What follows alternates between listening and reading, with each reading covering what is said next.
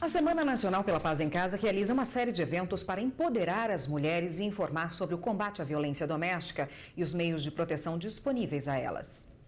Hoje, dia que marca a luta feminina, aconteceu no Distrito Federal um círculo de palestras sobre a atuação da Casa da Mulher Brasileira nas políticas de defesa aos direitos humanos. A Semana Nacional pela Paz em Casa existe desde 2015 para trabalhar a solução de conflitos dentro dos lares brasileiros. A mobilização é de iniciativa da presidente do Supremo Tribunal Federal e do Conselho Nacional de Justiça, ministra Carmen Lúcia, e conta com a participação de todos os tribunais de justiça do país. Bom, e para conversar conosco, sobre esse enfrentamento à violência contra a mulher, está aqui no estúdio hoje a advogada Renata Vilas Boas. Boa tarde, doutora. Boa tarde. Bom, desde que a Lei Maria da Penha entrou em vigor, foi criada, entrou em vigor, é um marco, para punição para se conseguir a punição de quem comete violência contra a mulher. Qual foi o caminho das políticas públicas? Como as políticas públicas vêm se desenvolvendo para cumprir essa legislação? Bom, há uma tentativa, com essas políticas públicas de minorar a situação vivenciada pela mulher de violência. Então, uma das propostas que se tem é, por exemplo, utilizar aquele botão do pânico, Então, quando você já tem aí já um comunicado dessa violência, que essa mulher se encontra numa situação de risco, alguns estados já disponibilizam esse instrumento para que ela possa, numa situação de perigo, acionar. Então, assim, mas ainda é muito insípido. A gente tem que trabalhar muito com a questão da educação, e aí a política pública precisa visar a educação num primeiro momento, para que esse homem entenda que é uma violência, o que é esta violência, porque às vezes ele só pensa na violência física, e antes da física a gente já vê a existência da violência psicológica, Então, assim, ainda há muito o que ser caminhado, para a gente poder discutir que realmente se encerrou a questão da violência. Não, falta muito. Quando a gente fala em números, a gente, claro, desde quando a lei foi criada até agora, houve um maior número de denúncias.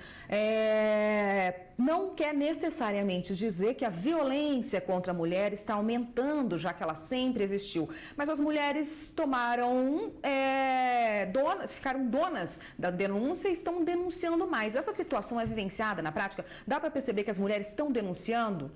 Sim, existe agora um caminho, de escutar essas mulheres que estão em situação de vulnerabilidade, razão da violência, o que não existia antes, Então, assim, a possibilidade de você ter uma delegacia de amparo a essa mulher, até a casa da mulher, passam a ser lugares que ela começa a ser ouvida. Mas, paralelamente a isso, tem aumentado também a violência contra a mulher. Nós estamos vivendo um momento de economia em que ela não está bem, a nossa economia. E, portanto, assim, o nível de estresse tem aumentado e aí aquele que é o ponto mais fraco acaba sofrendo com isso. Como é que fica o amparo à mulher no caso de denúncia ao agressor? Há uma série de medidas protetivas aí, que devem ser determinadas quando uma mulher faz uma denúncia. Exato. Você tem que ver o contexto que está ocorrendo aquilo ali para pensar em qual é a melhor medida protetiva para o caso concreto. Então, pode ter, por exemplo, uma medida de afastamento.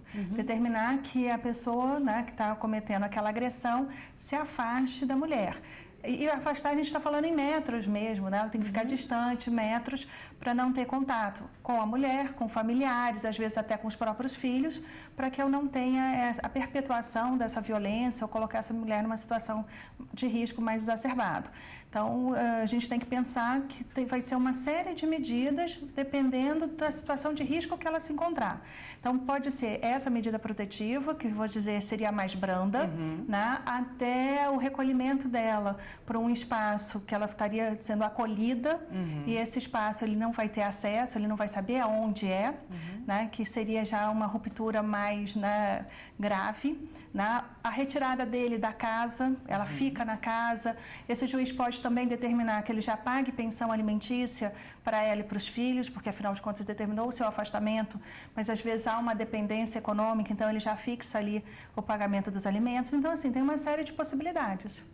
A gente continua nesse assunto, nos direitos da mulher no próximo bloco. A gente vai falar dos direitos trabalhistas femininos com a doutora Renata também. Obrigada por enquanto. A gente vai para o intervalo, já volta. De nada.